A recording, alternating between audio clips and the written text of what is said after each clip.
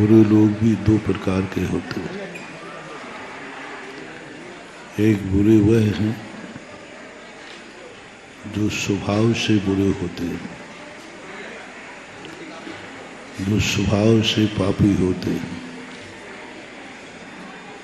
उनकी गति, उनके कर्म ही पापमय होते हैं, जिन्हें बोलते हैं नरक, जिन्हें बोलते हैं निगोदिया जीव, जिन्हें बोलते हैं विकलत्रय, और जिन्हें बोलते हैं ऐसे कुल और जाति में पैदा हुए जहाँ पर अच्छे कर्म होते ही नहीं। ऐसे अच्छे लोग भी होते हैं जो स्वभाव से अच्छे होते हैं, और कुछ लोग स्वभाव से अच्छे नहीं होते, उन्हें अच्छे बनाना पड़ता है। मिथ्यात्व दो प्रकार का है, अगृहीत और गृहीत।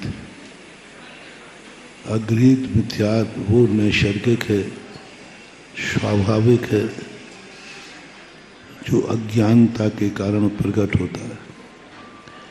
एक गृहीत मिथ्यात्व है जो दूसरों के उपदेशों से ग्रहण होता है। ऐसे ही सम्यक दर्शन भी दो प्रकार का है, निसर्गज और अधिगमज। मिथ्यात्व भी दो प्रकार का है, निसर्गज मिथ्यात्व और अधिगमज मिथ्यात्व, जिसका दूसरा नाम है गृहीत मिथ्यात्व और अगृहीत मिथ्यात्व। अगृहीत जो मिथ्यात्व है वो अनादिकाल से सब जीवों को मानो स्वभाव जैसा बन गया है। कितनी प्रयास करो, उस पर्याय में कभी सम्यक दर्शन होता ही नहीं है। ऐसे जीव कहलाते हैं असंगी से लेकर के एक इंद्रिय पर्यंत सभी जीवों का गुण स्थान एक ही होता है। वो कभी अपने गुण स्थान से ऊपर उठते ही नहीं। स्वभाव से अगृहीत मिथ्यात्व है। गृहीत मिथ्यात्व वो कहलाता है जो दूसरों के द्वारा तुम्हारी कमजोरी का लाभ उठा लिया जाता है। तुम परेशान हो, तुम दुखी हो, तो सामने वाला इसका लाभ उठाते हुए तुमसे कहेगा कि तुम ऐसा कार्य करो, ठीक हो जाएगा। ये तांत्रिक लोग होते ना, ऐसे ही कराते, बलि चढ़वा देते, बलि चढ़वा देते। तुम बलि चढ़ा दो, तुम्हारा काम हो जाएगा। व्यक्ति अपने कार्य के लोभ में आकर बलि चढ़ा देता है। ये परोपदेश। भ्रष्ट लोग भी दो प्रकार के होते हैं। एक सुदा भ्रष्ट होते हैं, सुता ही, अपनी कमजोरी के कारण, अपनी बुरी आदतों के कारण। कई लोग आदतन अपराधी हो जाते हैं। आदतन उनका मन बुरा होता है, वो कभी अच्छा सोचते ही नहीं। किसी भी संबंध में वो सोचेंगे, किसी ना किसी का बुरा ही सोचते हैं, अच्छा कभी सोचता ही नहीं, बुरा ही सोचते हैं, बुरा ही देखते हैं। कभी उनको अच्छा कुछ दिखा ही नहीं, जब भी देखा उन्होंने बुराई देखी। ऐसा नेचर बन जाता है किसी लोग, उनको कभी अच्छाई दिखती ही नहीं है, बुराई ही बुराई दिखती है। यहाँ तक कि भगवान में भी, यहाँ तक कि गुरुओं में भी, यहाँ तक कि अपने माँ बाप में भी उनको बुराई के अलावा कुछ दिखता ही नहीं है। ये आदतन अपराधी कहलाते, आदतन बुरे आदमी कहलाते। इनका संस्कार बन गया है। इनको कितना ही समझाओ, नीम मीठी नहीं होगी। कितना ही दूध पिलाओ, सर्प कभी जहर उगलना बंद नहीं करे। कितना भी दूध पिलाओ, कुछ भी करो, वो जहर ही बनेगा। ऐसे नेचर वाले भी लोग हैं जो बुरा ही सुनते, अच्छाई उनको सुनाई नहीं पड़ती, बुरा ही बोलते, अच्छा कभी बोलते ही नहीं, गंदे कार्य ही करते, अच्छे उनसे होते ही नहीं, वो करना चाहें तो नहीं होते। जैसे नारकी अच्छे कार्य करना चाहता है लेकिन बुरा होता है, अच्छे कार्य करना चाहता है तो बुरा होता है।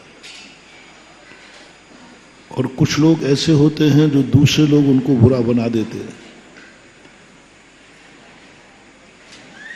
कुछ भ्रष्ट, अष्टपाहुड़ में पूज्यवर कुंदकुंज स्वामी ने कहा, इस दुनिया में कुछ भ्रष्ट हैं और कुछ भ्रष्टों के द्वारा भ्रष्ट कर दिए गए।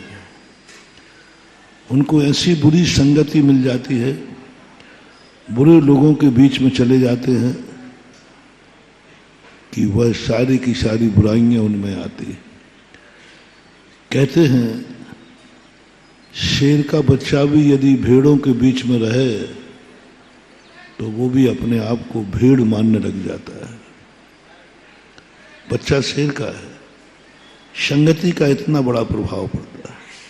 तो ये कहलाता है अगृहीत मिथ्यात्व। और ऐसे ही बहुत अच्छे लोग भी बहुत होते हैं जो स्वभाव से अच्छे होते हैं, उनको बनाना नहीं पड़ता, अपने आप नेचर है उनका, जन्म से उनके अच्छे परिणाम होते, अच्छा सोचते, अच्छा विचारते, अच्छा देखते, उनके मन में बुरा विचार आते ही नहीं। कितना भी बुरा आदमी हो, दृष्टि बहुत, जिनकी दृष्टि पवित्र है उनको सृष्टि पवित्र दिखती है, जिनकी दृष्टि अपवित्र है उनको सब कुछ अपवित्र ही दिखता है। आपके बुंदेलखंड में एक कहावत है, सावन के आंधरे को हरा हरा ही दिखता है। वो अंधे ही है, उसकी दृष्टि ऐसी बन गई। और जिसकी दृष्टि अच्छी होती है, कितनी गंदी चीज देख ले लेकिन उसे अच्छा ही दिखेगा। बुरा भाव उसके मन में आता ही नहीं, सोच ही नहीं सकता वो बुरा, उसके मन में आता एक ही आता है। द्रोणाचार्य ने कहा दुर्योधन से, जाओ इस दुनिया में एक सज्जन व्यक्ति ढूंढ के लाओ, खोजो, ये होमवर्क है। 6 महीने का समय दिया, जो भी दिया, पूरे आर्यावर्त में घूमा, लौट के पहुंचा, बोले साहब इस दुनिया में अच्छा आदमी कोई यही। अरे भाई दुनिया में एक अच्छा नहीं मिला क्या? अरे भाई सागर चला जाता, वहां तो अच्छे लोग हैं। सागर में भाग्योदय चला जाता, वहां प्रवचन चल रहे हैं, तो प्रवचन में बैठे हुए श्रोता तो अच्छे हैं कि नहीं? वो कहते गुरुजी पूरा सागर छान मारा, तुम तो अकेले भाग्योदय की बात कर रहे हो, मैं तो सागर के घर घर तक में हो आया, लेकिन मुझे एक भी अच्छा आदमी, मंदिरों में भी गया, अरे मंदिरों में गया, बोले वहां भी अच्छे लोग नहीं मिले, सब गंदे लोग थे। सबकी बात देखी, जबकि पूछा हमने यहां वहां, अरे ये जो मंदिर पाखंड कर रहा है ना, मालूम है बाजार में क्या करता है? ये मंदिर में धर्म कर रहा है महाराज, कुछ नहीं है, सब बेकार है, सब बुरे गंदे लोग हैं। अरे भाई वृत्ति प्रतिमाधारी तो होंगे वहां, अब महाराज पूछो नहीं, वृत्तियों के तो और बुरे हाल हैं। वे तो ऊपर से हैं वृत्ति, अंदर से तो सब अंत में सारा खोज करके महाराज ने सोचा, गुरु ने, कि एक व्यक्ति तो सज्जन चाहिए है दुर्योधन। बोले गुरुजी है ही नहीं। पर मुझे तो चाहिए है एक सज्जन आदमी। तो अंत में गुरुजी ने कहा कि दुर्योधन सारी दुनिया घूम आया तो उसे सज्जन नहीं मिला, कम से कम मैं तेरा गुरु हूं, इतना ही कह दे, गुरु आप ही सज्जन हैं और दुनिया में कोई नहीं। गुरु को तो सज्जन कह दे कम से कम कि गुरु महाराज आप सज्जन हैं और कोई नहीं है। तो दुर्योधन ने नीचे आंख कर ली, उसने हाँ नहीं कहा। द्रोणाचार्य देखते हैं कि ये तो कुछ भी नहीं बोल रहा। दुर्योधन बोलते क्यों नहीं, कम से कम मैं तेरा गुरु, मैं तो सज्जन हो गए नहीं। तो नीची गर्दन कहते हैं सही सही बोलूं तो आप पीटोगे तो नहीं? बोले नहीं बोलूंगा। बोल सकते। सच्चे गुरु सज्जन व्यक्ति की पहचान होती है कि वो अपनी प्रशंसा की अपेक्षा बुराई सुनना ज्यादा पसंद करता है। अच्छे व्यक्ति की पहचान होती है। आप यदि अच्छे व्यक्ति हैं तो आपको अपनी प्रशंसा सुनते समय प्रसन्नता होवे या ना होवे, लेकिन आपके कोई दोष निकाले तो आपको दुख नहीं, खुशी होना चाहिए। जब कोई आपके दोषों को निकाले, बुराई करे, तो आपको खुशी होना चाहिए, दुख नहीं होना चाहिए। यह एक सज्जन की पहचान है। आप यदि सज्जन हैं तो आपका ये गुण होना चाहिए। आपको ये शौक होना चाहिए, कोई मेरी बुराई करे, मैं अच्छाई नहीं सुनना चाहता हूं, मैं बुराई सुनना चाहता हूं। जब कभी तुम्हें ऐसा भाव आवे कि मुझे प्रशंसा नहीं सुनना, प्रशंसा से भागना भी नहीं। एक बीच के व्यक्ति की कहानी है, उसकी नीति है। हम इतने असहिष्णु नहीं हैं कि हम अपनी बुराई न सुन सकें। हम इतने असहिष्णु नहीं है कि अपनी बुराई ना सुन सकें, लेकिन इतने कायर भी नहीं है कि हम अपनी प्रशंसा ना सुन सकें। इतना कायर भी नहीं हूं मैं कि अपनी प्रशंसा भी, अरे भाई अच्छा कार्य किया है तो प्रशंसा होगी, अब मैं कान बंद कर लूं? नहीं साहब प्रशंसा मत करना। अरे भाई अच्छा कार्य किया है, तुम क्या रोक सकते हो? और अच्छे कार्य करने की खुशी होना चाहिए या नहीं? मान लीजिए अच्छा कार्य तुमने किया, हमने किया, और चारों तरफ प्रशंसा हो रही है, तो उसको सुनकर के खुश होना चाहिए या नहीं, या रोने बैठना चाहिए? सारे लोग कह रहे हैं तुमने बहुत अच्छा कार्य, तो अपन को रोना चाहिए या उसी खुशी में शामिल होना चाहिए? अपने आप में गौरवान्वित होना चाहिए या अपने आप को बद्दुआ देना चाहिए? जब तुमसे कोई अच्छा कार्य हो, उसकी जगत में प्रशंसा हो, तो ध्यान रखना, दूसरा पीठ ठोके या नहीं ठोके, तुम अपनी स्वयं की पीठ ठोक लिया करो। महाराज ये तो अहंकार है, ये तो अहंकार, अहंकार नहीं है, गर्व है कि मेरे से कोई अच्छा काम हो सका जो जनता को हित में हुआ। इस पे गर्व होना चाहिए। मैंने कुछ ऐसा काम किया जो किसी की खुश कर सका, किसी को खुशी दे सका। हर व्यक्ति खुश है। ये रोने का समय नहीं, अपने आप पर एहसास करना चाहिए, मेरे से अच्छा काम हो सका, मैंने ऐसा अच्छा कार्य किया। स्वयं अच्छे बनने पर तुम्हें गर्व होना चाहिए, मैंने अच्छा कार्य। एक विद्यार्थी यदि स्कूल में अच्छे नंबर से पास हुआ है तो उसे अपनी खुशी मनाना चाहिए या नहीं? कि रोते बैठना चाहिए? रोते बैठ जाए, मैं पास हो गया, मैं स्कूल में टॉप आया। अरे इतने कायर भी मत बनो कि तुमने सफलता पाई है तो तुम खुशी भी ना मना सको। इतने कायर क्या बनते? अरे भाई, पास हुआ हूं, पढ़ा हूं, खुशी मनाने का हक है। खुशी मनाना अहंकार नहीं है महानुभाव। अपनी सफलता का आनंद मनाना अहंकार नहीं है। मेहनत की है, सफल हुआ हूं, डिस्टिंक्शन आया है, टॉप किया है, खुशी आना ही चाहिए, आना ही चाहिए। और गर्व होना चाहिए कि मैं इस कार्य में सफल हुआ। इन दोनों कार्यों की खुशी मनाना। जब तुम्हारे से कोई अच्छा काम हो जाए, जिसे सामने वाले को खुशी मिली है,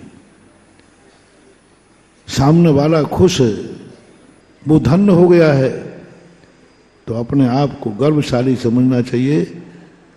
दुनिया कुछ करती है तो किसी ना किसी को दुख देती है। मेरे से ऐसा क्या हो गया कि मैंने किया और सारी दुनिया खुश हो गई? इसकी खुशी मना सकती, मनाना। और मैं अच्छा सफल हो गया, इसकी खुशी मनाना चाहिए। अब मान लीजिए जैसे हमने पास होने की वजह, मैं मुनि बना के नहीं बना, बोलो जल्दी बोलो, मैं मुनि हूं कि नहीं, तो मैं इसकी खुशी मनाऊं कि रोते बैठूं? तुम्हें जो कहना हो कहो, मैं तो गर्व से कहूंगा मुझे आनंद है कि मैं मुनि हूं। मुझे तो गर्व है, आनंद है। इस कलयुग में, अंधेरी रात में, हीन संगन में केवल ज्ञानी नहीं, अवध ज्ञानी नहीं, मना पर्याय ज्ञानी नहीं, मुनि महाराज को कहा, 12 भावना में कहा, दुर्लभ भावना में कहा, कार्तिकेय परीक्षा में कहा, देवसेन स्वामी ने कहा, हे श्रमण आनंद मना। मना पर्याय ज्ञान नहीं, अवध ज्ञान नहीं, केवल ज्ञान नहीं, समोषण नहीं, स्वयं को कोई ज्यादा ज्ञान नहीं, अंधेरी रात है, आंखों से दिखता नहीं है, उसके बावजूद भी इस कलयुग में, भौतिक चकाचौंध में भी मुनि का मार्ग खोज लिया, रास्ता पहचान लिया, पहचान ही नहीं लिया, अंधेरी रात में चल भी पड़ा है। इसके आनंद की बात है। आनंद मनाओ। कितना भाग्यशाली हूं मैं, समस्त पापों से मुक्त हो गया, समस्त राग द्वेषों से मुक्त हो गया। ये खुशी मनाना अहंकार नहीं है, अहंकार नहीं। मैंने एक बार कहीं प्रवचन में कहा था, कोई भी व्रत अच्छा और छोटा और बड़ा नहीं होता, कोई भी क्रिया अच्छी और बुरी नहीं हो, बड़ी नहीं होती। बड़ा होता है तुम्हारा गर्व, गौरव। तुमने व्रत लिया है, तुम्हें कैसा लग रहा है, कैसा लग रहा है? बस इससे तुम्हारी निर्जरा होगी, यही तुम्हारे मुनि पद को, व्रत को सफल करेगा। तुमने रात्रि भोजन त्याग किया है, कोई मतलब नहीं है, कोई मतलब नहीं है। बस अब मतलब बताता हूं, रात्रि भोजन त्याग करने के बाद कैसा लगा? उस समय जब सारे लोग रात्रि में भोजन कर रहे हैं, तुम अकेले साइड में खड़े हो और सभी लोग व्यंग कर रहे हैं। ये देखो धर्मात्मा खड़ा है, धर्मात्मा। वो करते हैं जो भी व्यंग करते हैं, व्यंग कर रहे हैं सब लोग। दोस्त यार, उस समय तुम्हारी अनुभूति क्या है? उस समय तुम्हारे अंदर में आनंद आ गया, ओहो मैं कितना भाग्यशाली हूं कि सारे लोग भोजन कर रहे हैं और मेरे पर व्यंग कर रहे हैं, फिर भी मेरा मन रात्रि में खाने को नहीं जा रहा है। मेरे भाग्य तो क्या है, देखो तो आनंद है, मुझे गर्व है कि मैंने रात्रि भोजन त्याग दिया। बस ये जो गर्व आया, ये जो आनंद आया यही है पुण्यबंध का कारण। इसी से होता है पुण्यबंध, व्रत से अकेले नहीं होता। रात्रि भोजन आप क्या महसूस कर रहे हैं अंदर से? अंदर महसूस क्या हो रहा है? यदि ये हो रहा है, हे भगवान मैं तो महाराज के चक्कर में फंस गया मैं तो महाराज के चक्कर में। त्याग नहीं किया होता तो आज 256 भोजन बने, बस गया खत्म, व्रत खत्म हो गया, है ही नहीं व्रत। क्योंकि तुमने व्रत पाने के बाद अपने आप को कोस दिया। व्रत पाने के बाद यदि तुमने अपने आप को अभाग्यशाली मान लिया, महानुभाव, बस यही है सब चीज में, व्रतों में, मुनि बनने में बस एक आनंद की लहर। तुम कितने अपने आप में खुश हो। एक बार एक सीनियर सिटी लोग मेरे पास आए, बोले महाराज हम लोग सीनियर सिटीजन हैं, हम लोगों ने जीवन में कुछ अच्छा किया या बुरा किया, हम कैसे समझें? हम जीवन में मैंने अच्छा किया या बुरा किया, हम कैसे समझें? मेरा भविष्य क्या है? तो मैंने कहा जो तुम्हारा वर्तमान है वही तुम्हारा भविष्य। तो मैं यही तो पूछ रहा हूं, मेरा वर्तमान क्या है? मोटिवेशन, बहुत छोटे में सूत्र दिया, तुम अपनी जिंदगी से कितने खुश हो? महानुभाव, बहुत बड़ा मनोवैज्ञानिक सूत्र दे रहा हूं जिसे वास्तु भी कहती है, और जितने मनोवैज्ञानिक साइकोलॉजिस्ट हैं वो भी यही कहते हैं, वास्तु भी यही कहती है। तुम्हारा आज दिन कैसा निकलेगा? प्रातःकाल उठते ही आप कितने खुश हैं? आपको गर्व है कि मैंने कितना पुण्य किया कि आज सवेरे में उठ सका। इस दुनिया में कितने लोग होंगे जो सोए तो होंगे लेकिन उठे, लेकिन मैं कितना पुण्यशाली हूं। मैंने कितना पुण्य किया है कि मैं उठ गया सुबह, मैं मरा नहीं। जरूर कोई मेरे पुण्य का उदय है, आनंद की अनुभूति। जाओ, तुम्हारा दिन बहुत अच्छा निकलने वाला है। तुम्हें महसूस क्या हुआ? महसूस क्या हुआ? तुम्हें अपनी जिंदगी की महसूस में क्या पना लग रहा है? कोरोना आया था, सागर में लोग मरे थे, हैं? बुरा नहीं मानोगे? तुम क्यों नहीं मरे? देखो मेरा काम थोड़ा सीधा सीधा बोलना है। आया था कि नहीं? लोग मरे कि नहीं? बस मेरा प्रश्न है, तुम क्यों नहीं मरे? बस महानुभाव, यही तुम्हारी जिंदगी का सवाल है। तुम्हें यदि ये गर्व आ गया, महाराज कैसे मर जाता? मेरी जिंदगी में 2024 का चतुर्मास देखना लिखा था, कैसे मर जाता? बस कैसे मर जाता? मरे होंगे वो बदकिस्मती जिनकी लकीर में चतुर्मास नहीं लिखा था। मेरी हाथों में वो रकील है, मेरी किस्मत में वो बड़ी रकील थी कि तू नहीं मरेगा, क्योंकि तेरी किस्मत में 2024 का चतुर्मास देखना लिखा है। जिन्होंने कलश बैठा लिया, मैं कैसे मर जाता? मुझे तो 2024 की कलश की स्थापना करनी थी, वैसे कैसे मर जाता मैं? अरे किस्मत लिखा के आया हूं, बदकिस्मती नहीं हूं। किस्मत में लिखा के आया हूं कि 2024 के चतुर्मास का कलश मैं स्थापित करूंगा, उसको कौन टाल सकता है? मैं किस्मत वाला हूं, अनुभूति, इसलिए नहीं मरा। सुबह उठकर के भगवान के अभिषेक में कुछ नहीं रखा महानुभाव, बस अभिषेक करते समय इतना भाव आ जाए, भगवान रात में पता नहीं कितने लोग मर गए होंगे। अब पता चला मैं क्यों नहीं मरा, क्योंकि मेरी किस्मत में सुबह अभिषेक की रकील थी। मेरे हाथ से तेरा अभिषेक मिलेगा, ये पुण्य लेके मैं आया था, मैं कैसे मर जाता रात में। जाओ, वो अभिषेक तुम्हें सिद्ध हो गया, फल गया। अभिषेक नहीं, जो तुमने अपनी जिंदगी के जीने का श्रेय किसको दे दिया? ओ, बस यही है सब कुछ। अपने जीने की जिंदगी का श्रेय आपने अभिषेक को दे दिया। जाओ, वो अभिषेक चमत्कार हो गया। कैसे होते हैं चमत्कार? कैसे होती हैं जिन गंधोदकों में चमत्कार? कैसे होते हैं 700 कोड़ियों के कोड़ दूर? कैसे होगा वो भक्तांबर का श्लोक? उद्भीद भीषण जलोभर, उद्भूत भीषण जलोधर भार भुकना सोच्याम दशा मुपगताच्युत जीविता था तद पाद पंकज रजो मृत दिग्ध देहा मृत्या भवंति मकरध्वज। कैसे हो जाते हैं? कहां प्रभु मानतंग आचार्य महाराज कह रहे हैं, सोचनी दशा है, मरने वाला है, और उसको आपके चरणों की रज मिल जाए, बच जाता है। कैसे बच जाता होगा? मुझे समझ में नहीं आया।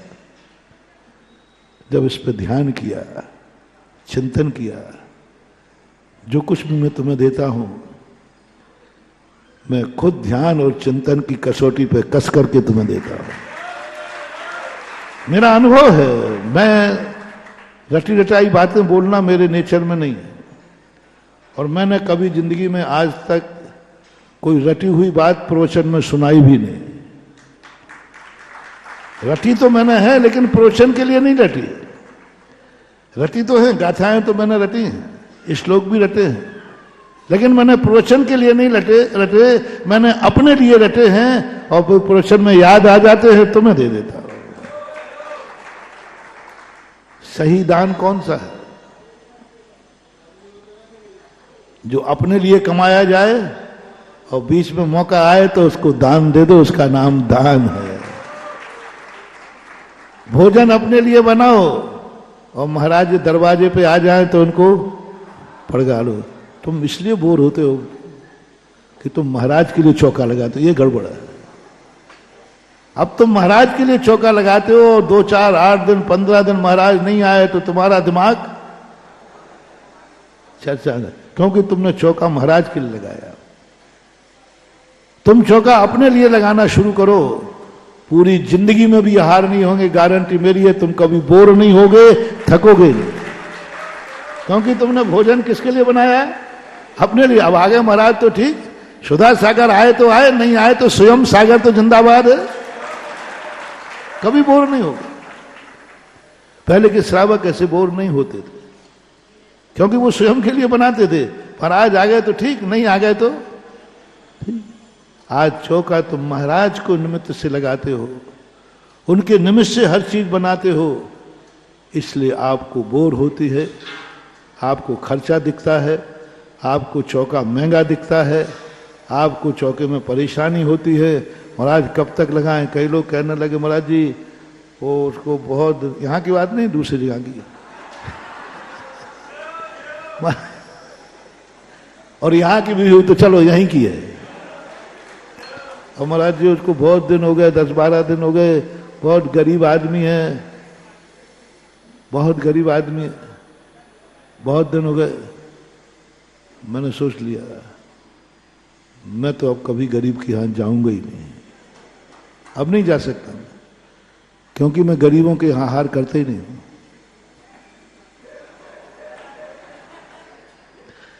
मैं तो गरीबों के हार करूं नहीं। जो गरीब हो, स्वयं के खाने हो, उसको मैं और खाने पहुंच जाऊं, इतना पाप मैं नहीं कर सकूंगा। गरीब को खाने नहीं है और उसके यहां मैं और पहुंच जाऊं, बोलो ये समझदारी है कि ना समझी? तो इतना ना समझ भी मैं नहीं हूं, इतना ना समझ में नहीं हूं। यदि वो इतना गरीब ना हो स्वयं के ही भोजन ना बना सके, नहीं महाराज इतना तो है कि स्वयं के खाने के लिए तो वो बना सकता है, लेकिन आपके लायक अमीर नहीं है। माने कि बस साधु के लायक अमीर बनना नहीं है, अपने पेट भरने लायक अमीर बने रहो, साधु आ जाएगा। अपने पेट भरने के लिए इतने अमीर तो तुम हो कि अपना पेट भर लेते हो। हमारा इतना तो है, पर बस जाओ, सिद्धि होगी तुम्हारे चौके में, अक्षय भंडार होगा तुम्हारे चौके में। जिस दिन मुनिराज आ गए उस दिन वो भोजन पूरा सागर खा जाए, तुम्हारा चौका खाली नहीं होगा। क्योंकि हमें वो अमीर चाहिए जो अपना पेट भर सके। उस गरीब के यहां साधु नहीं जा सकते हैं जो अपना पेट भी भरने में समर्थ नहीं है। अपना पेट भी नहीं भर सकता, उसके यहां भोजन करना अपराध है, पाप है। जो अपना पेट नहीं भर पा रहा हो महाराज पहुंच जाए, नहीं। इसलिए उन्होंने कहा कि उसने अपने पेट भरने के लिए बनाया है, तुम बनाओ अपना पेट भरने के लिए, फिर देखो चौके का आनंद देखो क्या आता है, कितनी आनंद की अनुभूति होती है, बहुत आनंद आता है।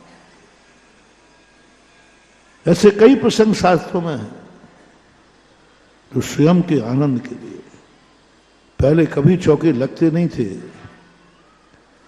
रामचंद्र जी जैसी महान शक्ति वनवास में थी, बड़ा गजब का प्रसंग है। पूज्य रविशेनाचार्य पद्म पुराण अपने आप में भोजन करने बैठ रहे हैं, सीता ने परोस दिया, रामचंद्र जी भोजन को बैठ गए और कायेश्वर जैसे करने लगे। इतने में लक्ष्मण ने कहा, भैया भैया आकाश मार्ग से दो मुनिराज आ रहे हैं। रामचंद्र जी का इस समय मुनिराज, और वो अपने तरफ ही आ रहे हैं। आकाश, वो मुनिराज दो कौन थे मालूम? जिन मुनिराजों का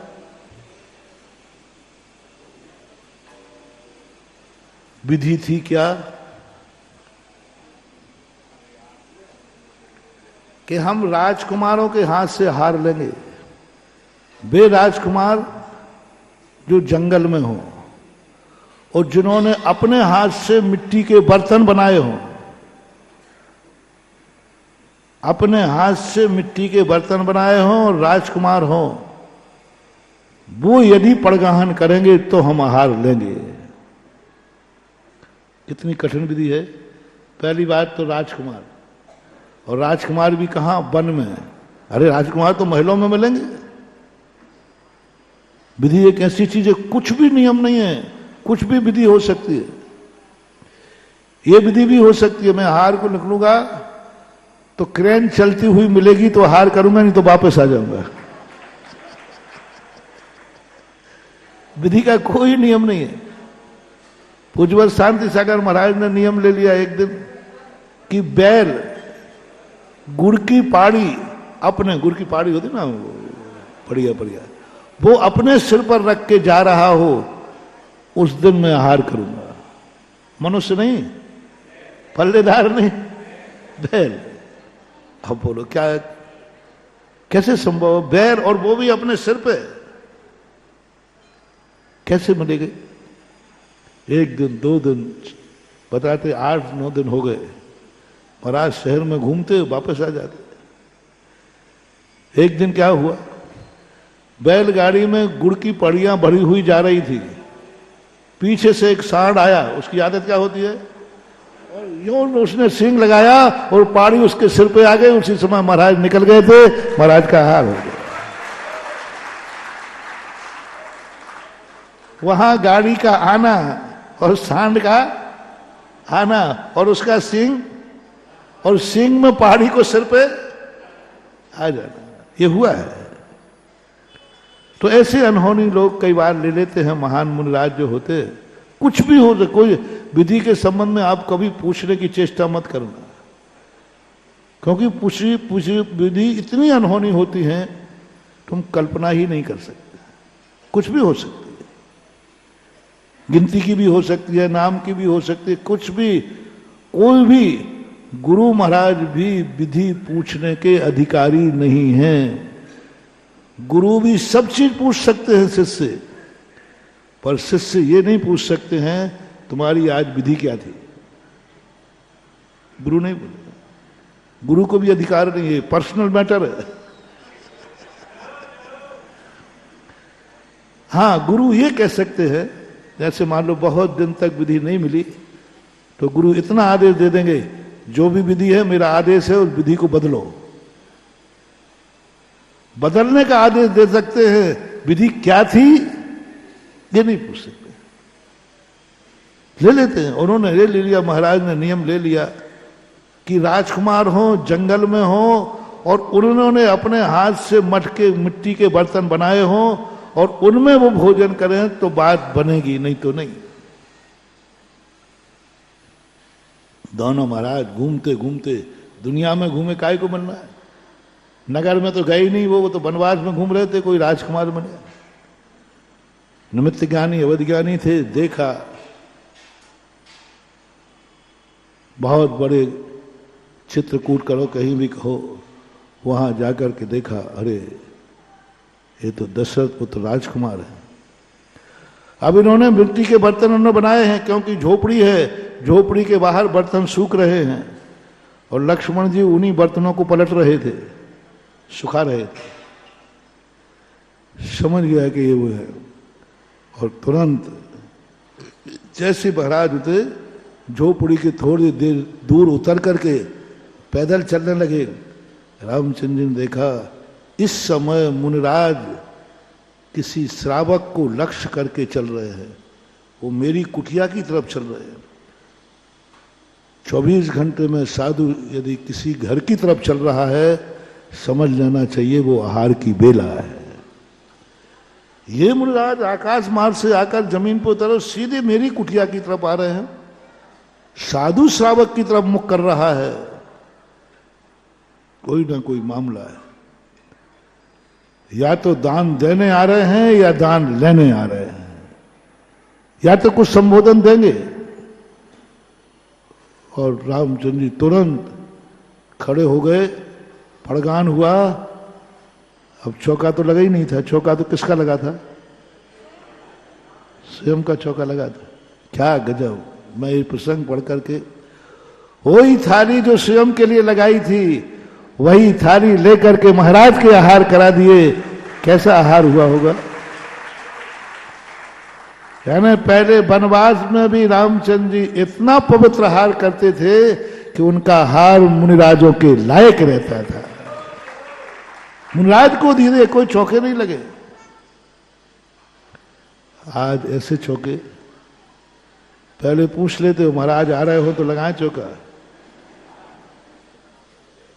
नहीं, स्वयं के लिए बनाओ और उसमें साधु आ जाए, लो दान श्रेष्ठ कहलाता है।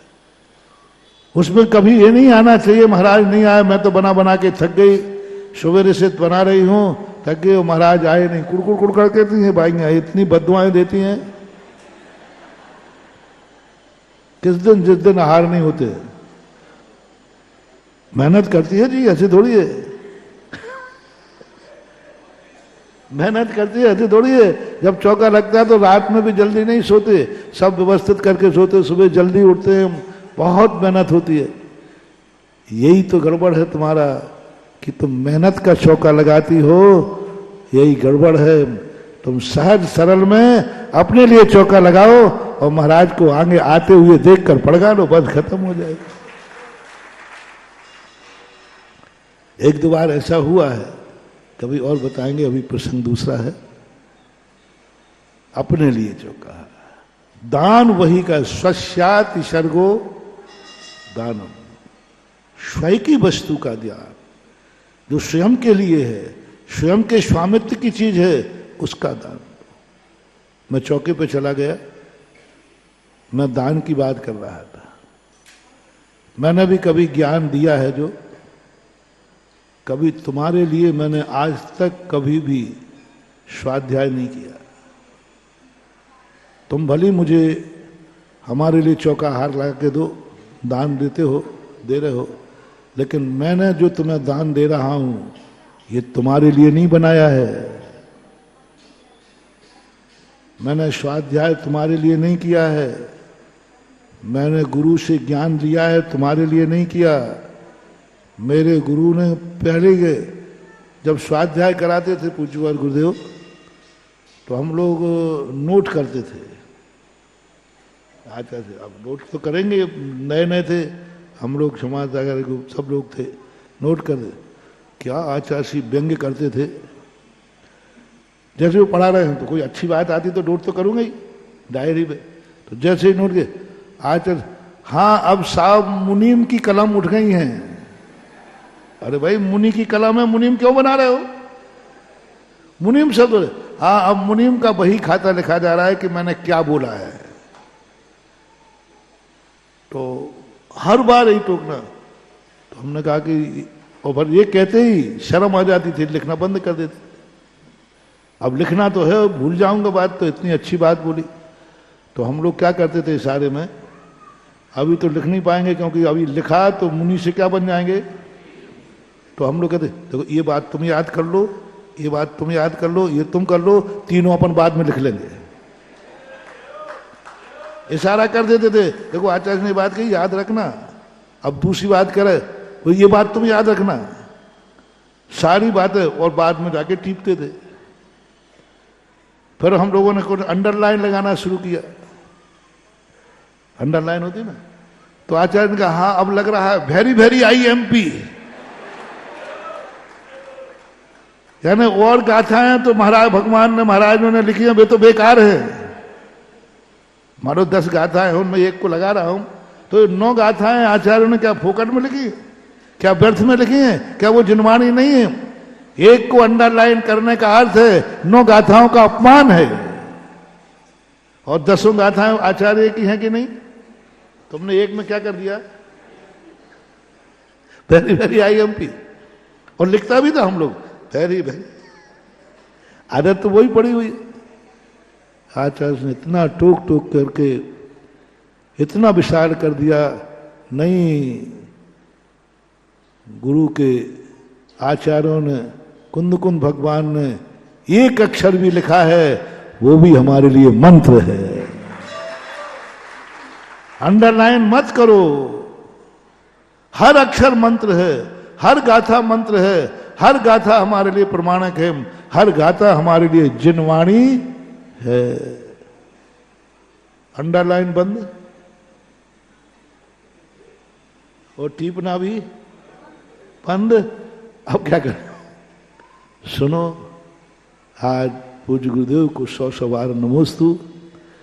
आज उनका टोकने का परिणाम ये निकला कि तुम दिन भर बुलवा लो, मुझे 2 अक्षर भी लिखने की जरूरत नहीं है।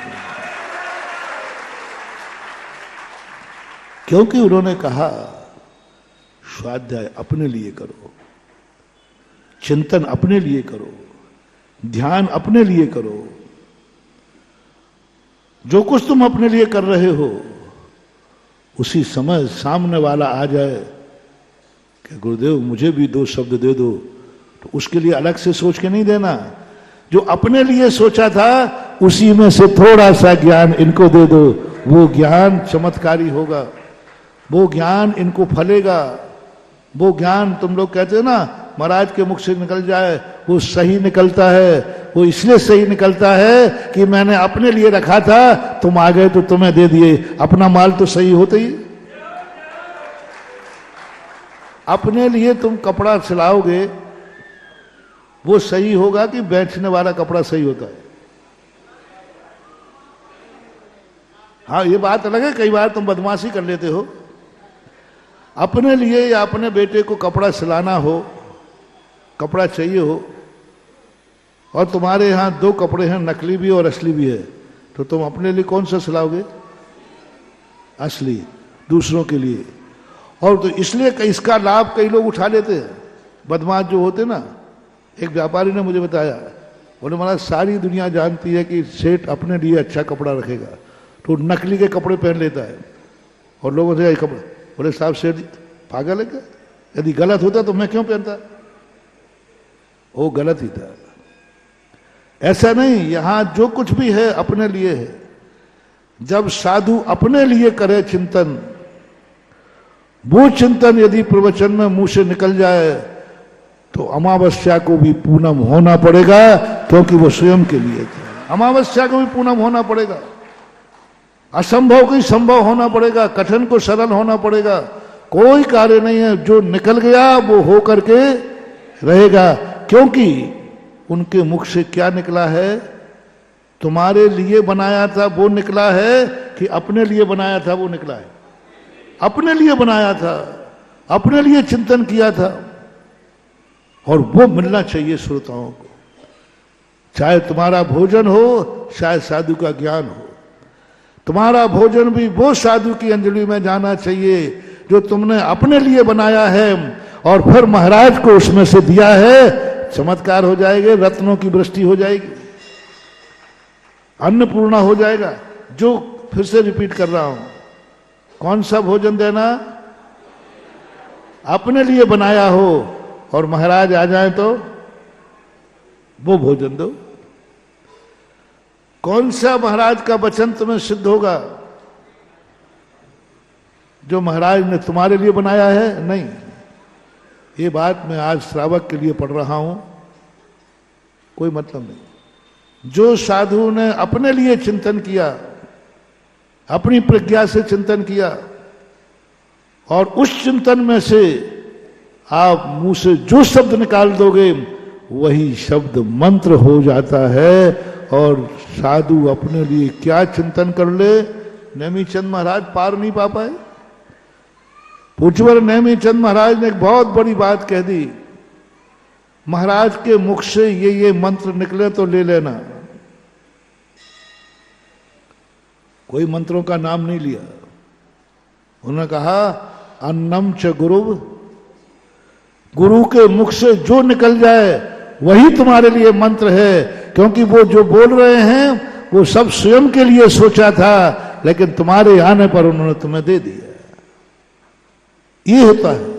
और ऐसी वाणी साधु अपने चिंतन में, अपने लिए किया हुआ स्वाध्याय, अपने लिए किया हुआ ध्यान जब प्रवचन में दे दे, वे प्रवचन साक्षात चमत्कारी और अतिशयकारी होते हैं। वैसा ही होता है जैसा वो कहता है। मैंने कई बार देख लिया, प्रैक्टिकल किया मैंने प्रैक्टिकल किया। जब भी आपको सोच करके कोई कार्य करेंगे फेल हो जाएंगे, और सब कार्य अपने लिए करता हूं मैं। ये जितने भी कार्य करता हूं, मंदिरों आदि के भी, मैं तुम्हारे लिए करता ही नहीं हूं। मैं करता ही नहीं तुम्हारे लिए, मैं तो अपने लिए करता हूं। ठीक है, बाद में तुम कहते हो महाराज मुझे भी दे दो, तो ले लो, ये मंदिर तुम्हारा है। हमने कहा, हमने जो आशीर्वाद दिया है मंदिर के लिए, मैंने अपने पाप को क्षय करने के लिए, पुण्य का वृद्धि के लिए किया है। मैं भी कम बनिया नहीं हूं। प्रवचन तुम्हारे लिए नहीं दे रहा हूं,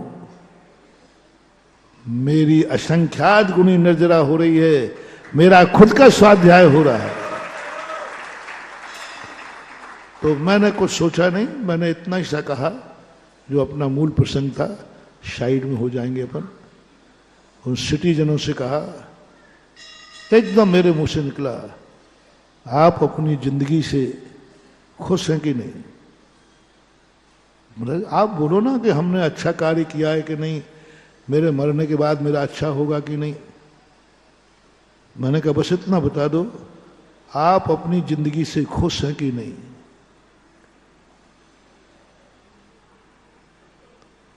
आपकी जिंदगी तुम्हारी आनंद से गुजरी है कि तुमने गुजारी है? रो रो के जिए हो कि हंस हंस के जिए हो?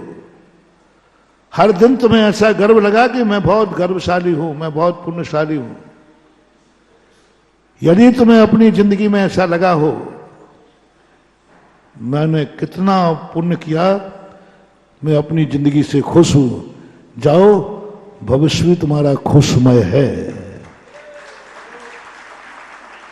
वर्तमान जिंदगी से नाखुश व्यक्ति भविष्य में खुश हो ही नहीं सकता।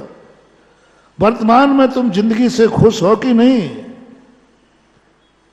बोलो, तुम्हें खुशी है कि नहीं कि मेरा जन्म भारत में हुआ?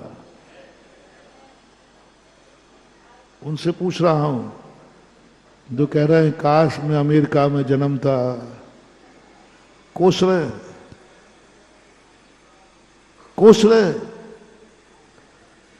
यदि तुम्हारे लिए इतना गर्व है, मैंने कितना पुण्य किया कि मेरा जन्म आर्यखंड में हुआ, जाओ, अगला भाव तुम्हारा विदेश क्षेत्र में होगा, क्योंकि तुम्हें गर्व है। और कोई तुम्हें लोभ देगा तो परीक्षा कर लूं थोड़ी सी, बोलो तुम्हें जन्म है, गर्व है कि नहीं कि तुम्हारा जन्म भारत में हुआ? थोड़ा जोर से बोलो, और जोर से। आप लोगों को अभी पूछ लेता हूं, मेरे पास परीक्षा का साधन है। यदि आपको और आपके बेटे को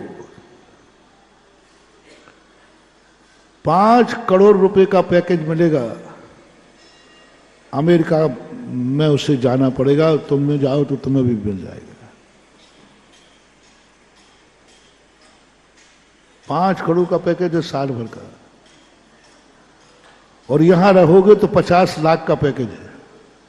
डिफरेंस लगा लेना जल्दी, और बढ़िया तो बहुत जल्दी डिफरेंस लगाता है। अमेरिका जाने पर कितने का है,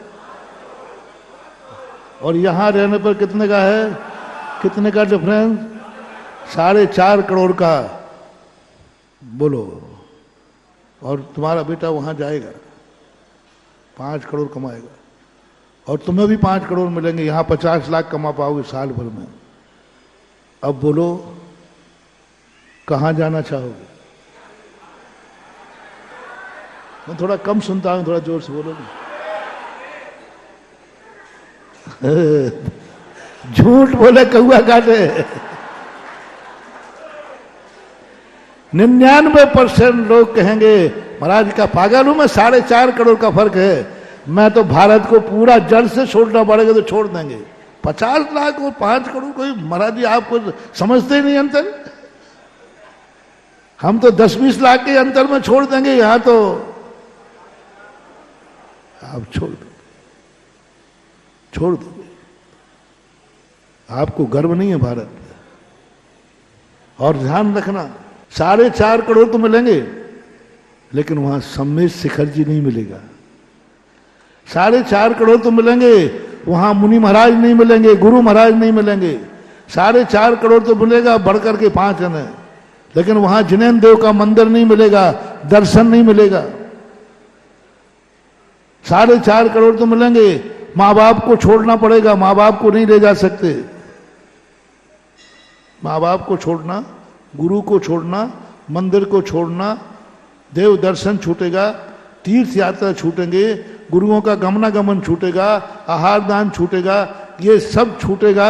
और 4.5 करोड़ डिफरेंस, यानी 5 करोड़ का पैकेज है। अब बोलो कितने % के छोड़ देंगे? अरे महाराज क्या बात कर रहे, शिखर जी छूटे तो छूट जाए, गुरु छूटे तो छूट जाए, मंदिर छूटे तो छूट जाए, माँ बाप छूटे तो आप बोल, अब आप बोल दो, माँ बाप छूटे तो छूट जाए। बहन भली ना भैया रुपैया, चले जाओगे। 90% कह रहा हूं, इस सभा में बैठने वालों से कह रहा हूं, यदि ये डिफरेंस का लोग तुम्हें दिखा दिया जाए, तुम छोड़ के चले जाओगे। माँ बाप से कहा मम्मी पापा बेटा तू जाएगा तो मेरा कौन है? अरे मम्मी पापा तुम्हें तो कल नहीं आज मरनी है, हमारी जिंदगी खराब क्यों करते हो? 4.5 करोड़ का डिफरेंस है। अब मालूम है कि तुम्हें गर्व है भारत में जन्म लेने का।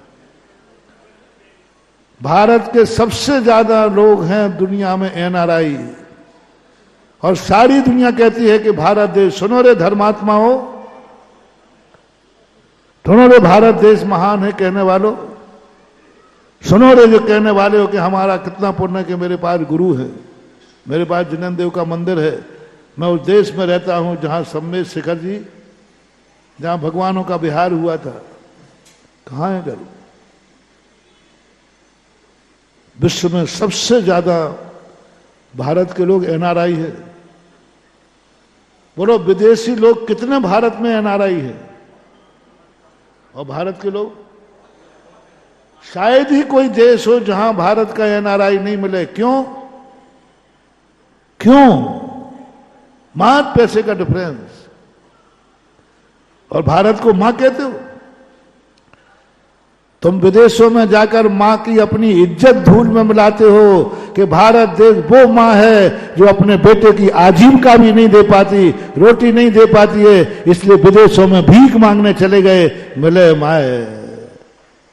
जब कोई तुम्हारा बेटा पड़ोसी में रोटी मांगे तो तुम्हारी इज्जत पड़ोसी क्या समझेगा? बोलो। बेटा पड़ोसी में रोटी मांग रहा है तो पड़ोसी क्या समझेगा कि शायद इसके मां के पास रोटी नहीं, और मां रोटी बना के रखे बैठी है। मां रोटी बना के रखे बैठी है, लेकिन तुमने पड़ोसी से मांग करके मां को इतना दर्द बना दिया कि इसके खिलाने को नहीं, तो पड़ोसी एक बद्दुआ देगा।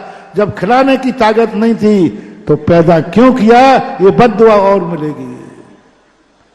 भारत मां को बद्दुआ देते हैं सारी विदेशी कंट्रीज। कितने बार भारत देश के लिए कहा गया कि जब भारत देश में बच्चों को खिलाने के लिए नहीं है तो इनकी जनसंख्या क्यों बढ़ा रहे हैं? क्यों बढ़ा रहे हैं जनसंख्या? जब उनको पढ़ाने की नहीं है व्यवस्था।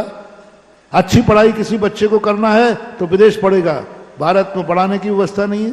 क्या देश आजाद हुआ है? क्या देश बड़ा हुआ है? पढ़ाने की व्यवस्था नहीं। बच्चे को अच्छा पढ़ना है तो कहां जाएगा? अच्छी दवाई करना है तो कहां जाएगा? अच्छा धन कमाना है तो कहां जाएगा? विदेश। ना खाने को है, ना खिलाने को है, ना पढ़ाने को है, ना बीमारी दूर करने को हो। काहे का देश अमीर है? अमीर उस दिन होगा जिस दिन भारत का कोई भी व्यक्ति विदेशों में एनआरआई नहीं होगा,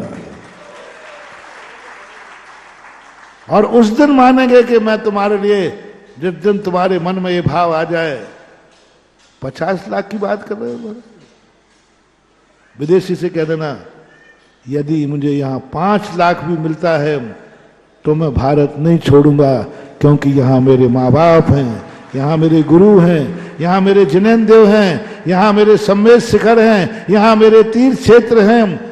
मैं भारत छोड़ने वाला नहीं हूं। 5 लाख में गुजारा कर लूंगा, तुम तो 50 लाख की बात कर। ये परिणाम जिस दिन तुम्हें आ जाए, ये लोभ से तुम मुक्त हो सको, ये डिफरेंस को तुम खत्म कर सको, सोच लो अपनी अपनी छातियों पे हाथ रख करके। मैं तुम्हें बहुत बड़ा आश्वासन दे रहा हूं। ठीक भारत से ऐसी ट्रेन में बैठा रहा हूं, भारत से ऐसी ट्रेन में बैठा रहा हूं बिना सम्यक दर्शन के, ऐसी ट्रेन में बैठा रहा हूं जो भारत टू विदेश क्षेत्र, भारत टू विदेश क्षेत्र। तुम इस प्रवचन सभा से भेज रहा हूं। आज तुम एक साधारण मुनिराज का प्रवचन सुन रहे हो, तुरंत इस पर्याय के बाद साक्षात तीर्थंकर का समूषण में बैठ के प्रवचन सुनोगे। इतना बताओ, तुम कितने में भारत बेच दोगे? तुम कितने में भारत छोड़ दोगे जिस पर तुम्हें गर्व है? बोलो, ये तीर्थंकरों की भूमि है कि नहीं? तीर्थंकरों की बिहार भूमि है कि नहीं? सब कुछ यहां है। कितने में बेच दोगे? बेचना नहीं, छोड़ दोगे। कितने में छोड़ दोगे? पूछ लो अपनी आत्मा। कितने में एनआरआई बन जाओगे? कितने में भारत छोड़कर विदेश चले जाओगे? अंदर से पूछना महानुभाव। मैं तो प्रवचन दे रहा हूं, तुम्हारी औकात तुम खुद देख लो। अपने बेटे को कितने में भेज दोगे विदेश में?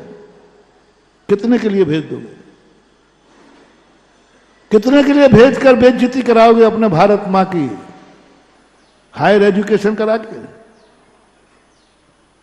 तुम्हें मालूम नहीं कि तुम विदेश पढ़ने जाओगे तो वहां विदेश में भारत की किस प्रकार मजाक उड़ाई जाएगी कि देखो ये भारत देश है जिस मां के पास अपने बच्चों को पढ़ाने के लिए से कॉलेज नहीं है, यहां आना पड़ा।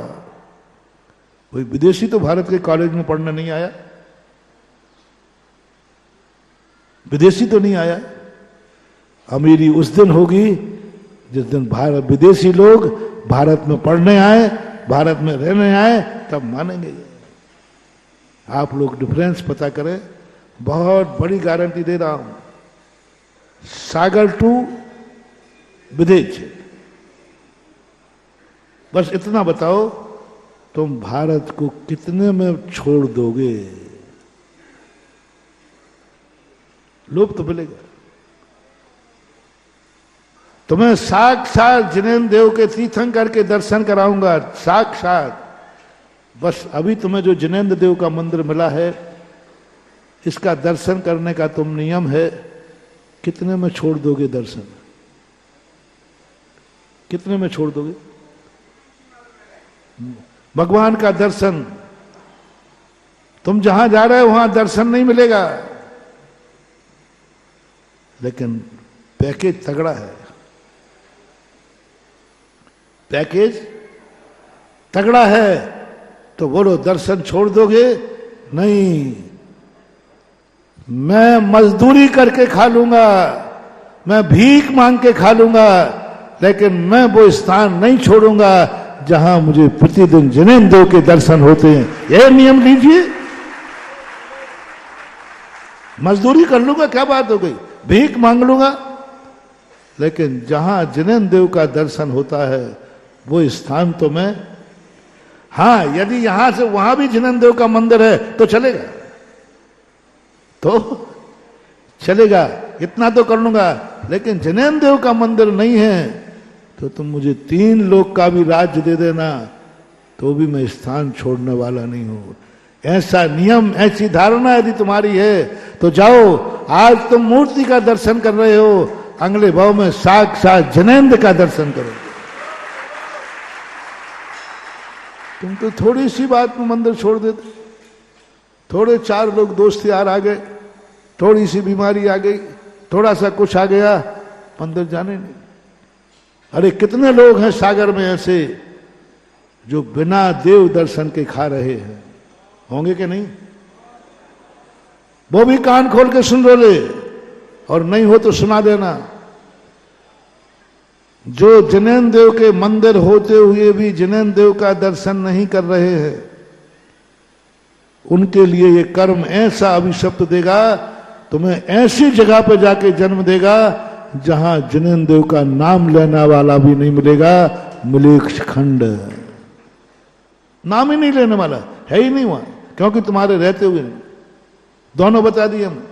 रहते हुए जो दर्शन नहीं करते हैं उनकी हद से क्या होगा, और रहते हुए जिन्होंने ये नियम ले लिया, मैं देव दर्शन का नियम नहीं दे रहा हूं आज, कितने में छोड़ दोगे देव दर्शन? कितने में छोड़ दोगे जिनेन्द्र देव का मंदिर? समझो रे, समझो। ये प्रतिज्ञा करो कि भीख मांग लूंगा, लेकिन उस स्थान पर नहीं जाऊंगा जहां जिनेन्द्र देव का दर्शन नहीं है। तो मैं तुम्हें गारंटी ले रहा हूं, अगले भाव में तुम्हें साक्षात विदेश क्षेत्र में साक्षात तीर्थंकर का दर्शन करोगे, समोषण में बैठकर। ये प्रवचन तुम लोग सुन रहे हो कि नहीं? तो गर्व है कि दुर्भाग्य है?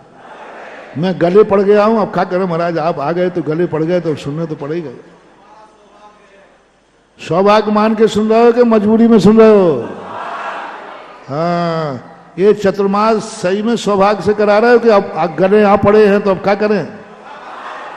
क्या करें महाराज, अब तो आप माने ही नहीं, गले यहां पड़े हो तो अब कराना तो है ही। बता दे रे भैया, बता दे, सती बता दे, 18 किलोमीटर की छूट है अभी। दुर्भाग्य लग रहा है क्या? मजबूरी में लग रहा है क्या? ये प्रवचन अच्छे लग रहे हैं कि नहीं? थोड़ा जोर से बोलो। कितने में छोड़ दोगे?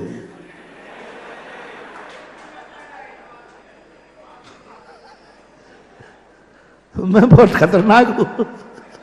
मैं इससे संतोष, महाराज जी आपका प्रवचन सुन तो रहा हूं, और क्या चाहते हो? नहीं नहीं नहीं, वो तो सुन रहे हो और सुनोगे।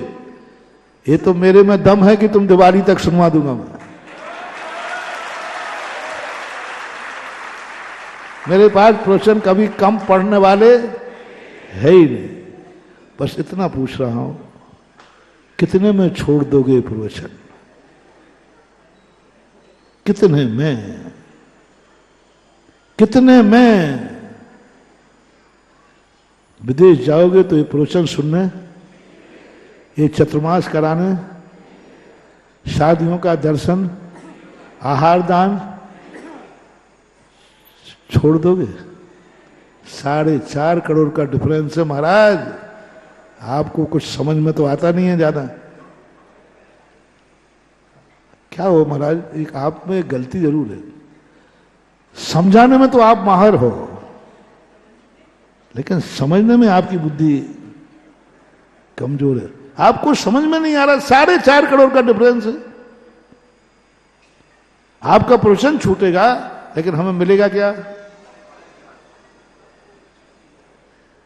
4.5 करोड़ का पैकेज है महाराज। आप समझो बात को, थोड़ा समझो, थोड़ा वजन दो, थोड़ा सा।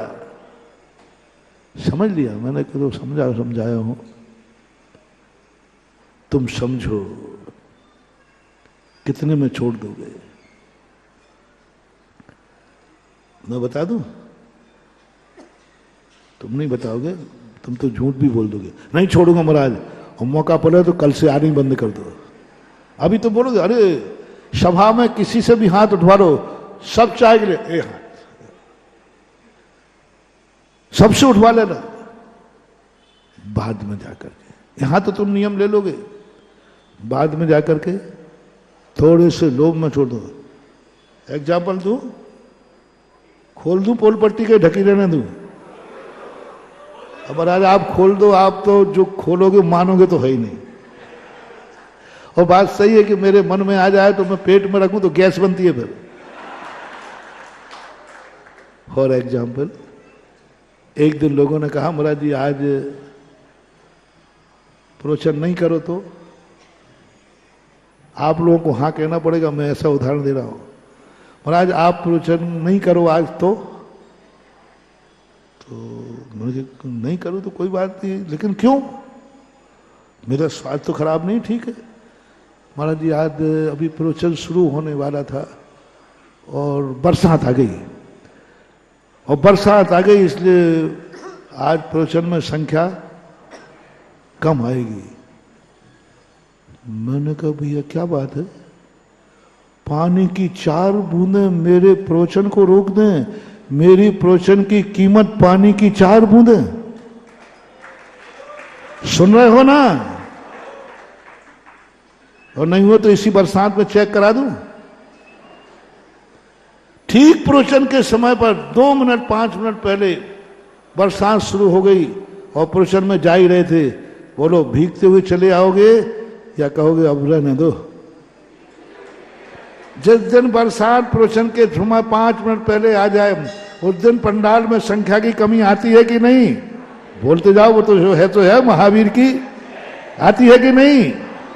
बोलो प्रवचन की कीमत कितनी? पानी की 4 बूंदें। पानी की 4 बूंदों ने कहा कोई बात नहीं, अब पानी आ गया, कल चले जाएंगे। उस दिन हमें पता चला कि जिनवाणी की कीमत कितनी है तुम्हारी दृष्टि में। जिस दिन तुम ये कह दोगे भूकंप आवे तो आ जावे, प्रलय आवे तो आ जावे, लेकिन मैं प्रवचन छोड़ने वाला नहीं हूं, चाहे भली रास्ते में मौत आ जावे तो आ जावे, प्रवचन को तो जाऊंगा। यदि ऐसा तुम्हारा नियम हो, अनमोल तुम कर दो इस प्रवचन को, अनमोल कर दो इस प्रवचन को, तो मैं तुम्हारी गारंटी ले रहा हूं, अगले भाव में तुम्हें साक्षात शिवंदर भगवान का प्रवचन सुनने मिलेगा। अनमोल करना है, अनमोल करना है, बस कोई मोल नहीं है। कोई 4 पानी की 4 बूंदे रोक ले। सुनिए और खोल दो। प्रवचन को आने वाले थे, इतने में तुम्हारे ब्याई जी समधी जी आ गए। ठीक है ना? और वो समधी भी नए नए थे, अभी बने हुए थे, और तुमने बिल्कुल पूरे कपड़े पहन लिए थे, चलने को तैयार थे, पुंज हाथ में ले लिया था। झूठ मत बोलना। क्या होगा? क्या होगा? बिहाई जी को भी लेके आ जाओगे कि तुम खुद और रुक जाओगे? हाँ, झूठ बोले कौआ काटे, वही रुक जाओगे। अब महाराज जी कोई कहेगा अरे भाई तो, अरे भाई बिहाई जी आ गया देखो भाई महाराज जी, और नए नए बिहाई जी हैं और वो भी पहली बार आए। क्या मचा रखा है हमने धर्म को। अनमोल जब तक नहीं कहोगे। आज पंचम काल में एक छोटा सा व्रत लिया, चमत्कार हो गए। एक 14 की हिंसा का त्याग किया, देवताओं ने कमल बिछा दिए। क्या मचा रखा है। यहां तो जिंदगी में कोई हिंसा नहीं की तो भी कमल नहीं, एक देवता नहीं आ रहा है। क्यों? कौए का मांस त्याग दिया। कथा लिखी गई। सागर वाले बताओ रे, तुम्हारा कौन से मांस का त्याग है? पूरे मांस का त्याग है, कौए का अकेला? और महाराज जी आप ऐसी बातें कर रहे जैसे आप सागर वालों को जानते नहीं हो। नहीं, पूछ रहा हो। मुझे विश्वास है सागर वालों ने कभी मांस खाया नहीं, यहां तक कह दूं खाने का भाव भी नहीं, पक्का है मुझे मालूम। लेकिन क्यों तुम्हारी कथा नहीं लिखी गई? मात इतनी सी कमी महानुभाव, तुमने उस नियम को अनमोल नहीं किया। और उस व्यक्ति ने कौवे का मांस त्याग किया, अनमोल कर दिया। वैद्य कह रहा है खा ले बच जाएगा, तो कहता है इतना छोटा सा नियम लिया, वो भी छोड़ दो। गारंटी ले रहा है वैद्य कि यदि तू कौवे का मांस खा लेगा तो बच जाएगा। और वो कहता है जिंदगी जी के क्या करूंगा, क्या करूंगा जिंदगी जी करके। अनमोल कर दिया, अनमोल कर दिया। एक कौवे के मांस को अनमोल कर दिया, एक 14 की अहिंसा को अनमोल कर दिया, एक नमोकार मंत्र को अंजन चोर ने अनमोल कर दिया। बोले मरूंगा तो मर जाऊंगा लेकिन नमोकार मंत्र के लिए मरूंगा, बस सिद्धि हो। आपके नियम, आपकी जिंदगी अनमोल नहीं है। कभी भी आप बिक सकते हो, कभी भी छोड़ सकते हो। थोड़ी सी बाधा आने पर मंदिर आना छोड़ दो, थोड़ी सी बाधा आने पर धर्म छोड़ दो, नियम तोड़ दो, थोड़ी सी बाधा आने पर प्रवचन छोड़ दो। और तो कहूं, थोड़ी सी बाधा आने पर, थोड़ी सी कसाय में तो मंदिर आना भी छोड़ दो। थोड़े से लोभ में, थोड़ी सी कसाय में, थोड़ा सा लोभ कोई तुम्हें दे देवे ना, तुम इस मंदिर आ रहे होगे। तो एक दिन हुआ, राजस्थान की घटना है, लोग अभिषेक करने आते थे। उस दिन में तो मैंने कि भैया आज अभिषेक करने कोई नहीं आया, तो मैंने सोचा शायद कोई मरमुरु गया होगा। छोटा सा गांव था। बोले नहीं महाराज जी, ठीक वही अभिषेक का समय था, सब अभिषेक को निकल चुके थे, लेकिन किसी ने कह दिया एक बोरिंग खुदी है, और बोरिंग का जो पानी निकला है वो बड़ा चमत्कारी है। जो उस पानी को शरीर पर लगा लेता है उसके सारे चर्म रोग दूर होते हैं। उस दिन में भगवान के पास अकेला बैठा रहा, सारे बनिया कहां पहुंच गए? कीचड़ से नहा रहे हैं। मैंने कहा भैया क्या? अरे महाराज जी अभिषेक तो रोज को कहा वो कर, और वो किसी ने मजाक की थी। बोलो, गंधोदक को तुमने एक बोरिंग के पानी से नीचे कर दिया। गंधोदक को तुम्हें बोरिंग का पानी इतना चमत्कारी दिख गया। क्या चमत्कार होंगे इस गंधोदक में? बोरिंग के पानी का चमत्कार का लोभ ने तुमने अभिषेक और गंधोदक को ठुकरा दिया। क्या होगा तुम्हारी जिंदगी में चमत्कार? गंधोदक को अनमोल कर दो रे, फिर वही चमत्कार होगा जो कोटि भट्ट राजा। अनमोल नहीं, गंधोदक अनमोल। मेरा अभिषेक का समय, गंधोदक से ज्यादा चमत्कारी दुनिया में कोई चीज हो नहीं सकती। थोड़े से लोभ में तुमने अभिषेक छोड़ दिया। थोड़ी सी कसाय आ जाए, थोड़ा सा लोभ आ जाए, तुम गुरु को छोड़ दोगे? सुन रहे हो रे मुनि भक्तो, मैं तो बहुत चालू आदमी हूं, इसमें समझ गया। मैं इस भीड़ भाड़ पे विश्वास नहीं करता, ये सब दल बदलू हैं। किस दिन तुम, मैं तो अपने पैर पे खड़ा हूं। एक कहा की नीति है कि जिंदगी जीना है तो स्कूटर की तरह जियो, 4 व्हीकल की तरह नहीं। अपन 2 पैर वाले हैं कि 4 पैर वाले? आप भी हो, मैं तो 2 पैर वाले ही हूं, आप भी हो। 2 पैर वाला हमेशा 2 पहिया गाड़ी की तरह जिंदगी जीवे। मानवा 4 व्हीकल की जिंदगी कभी मत करना। 2 व्हीकल यानी 2 पहिए वाली गाड़ी में सबसे पहले मूलतः क्या होती है? जमीन में पैर टिकाने का मौका मिलता है। जब आप लोग गाड़ी रोकते हो सबसे पहले क्या होता अपना? वो पैर को आप, जिस गाड़ी में अपने पैर को जमीन टिकाने के लिए मौका मिले, समझना उस गाड़ी में ज्यादा रिस्क नहीं है। रिस्क नहीं है क्योंकि गाड़ी जैसे ही रुकेगी तो पैर, बस जिंदगी में कितनी बड़ी भीड़ आ जाए, अपने पैर सदा जमीन पर रखना।